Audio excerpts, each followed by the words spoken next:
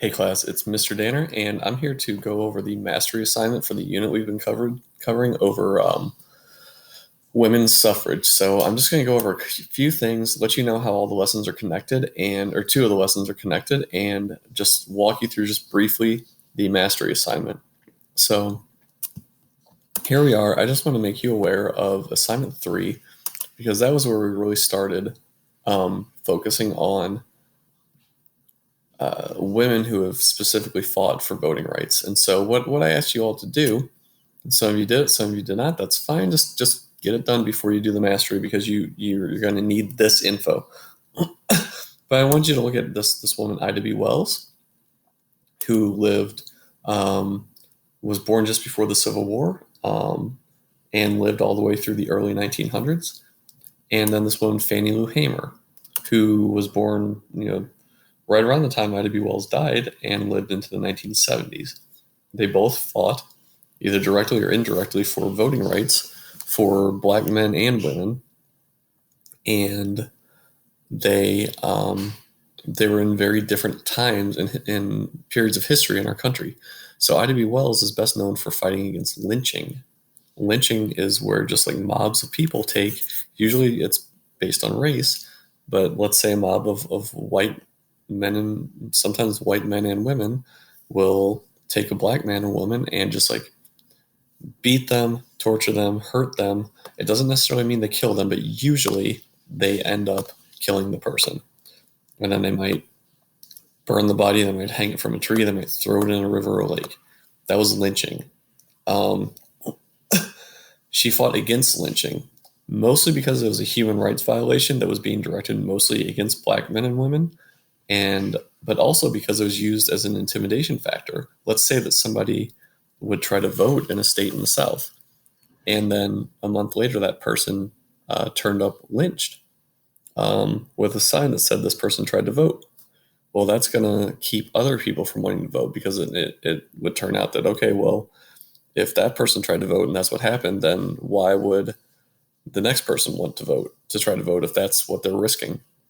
So lynching was used as a way to intimidate people out of voting, in addition to a million other reasons that it was done. And the people who did it rarely got punished, which was a major, major, major, major problem. So that's what she fought against. And part of it was because she wanted to be sure that people felt safe and secure being able to vote. In her time, it was Black men that had the right to vote, but ultimately she was also hoping that women, and ultimately Black women, would get the right to vote. Fannie Lou Hamer lived during the Civil Rights Movement, and a lot of what she did helped usher in what was called the Voting Rights Act of 1965, because she was fighting against the same types of things as Ida B. Wells, where people were being turned away from the ballot just based on their race, even though that's technically illegal. The problem being that voting is left up to the states.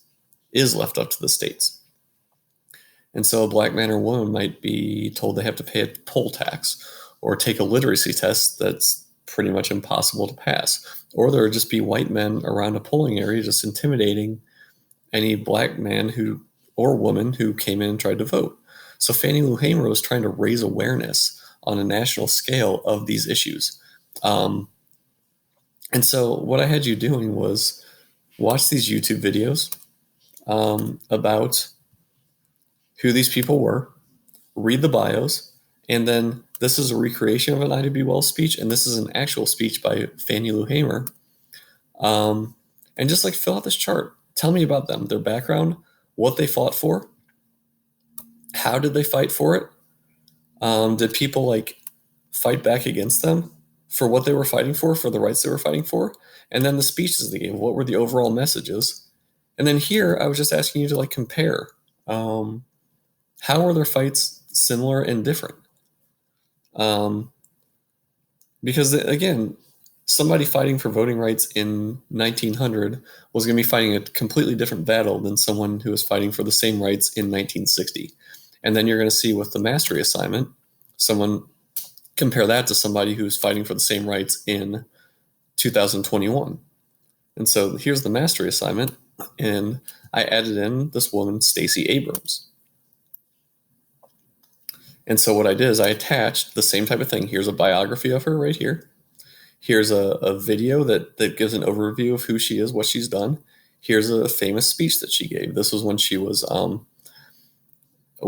not withdrawing, kind of accepting the results of the election for Georgia governor that she did not win, which kind of helped propel her to encourage people and help people to vote, because her state suffered from a lot of people who either didn't have access, the ability, or just know how or where to go and vote. And so she helped a lot of those people in future elections to be able to vote.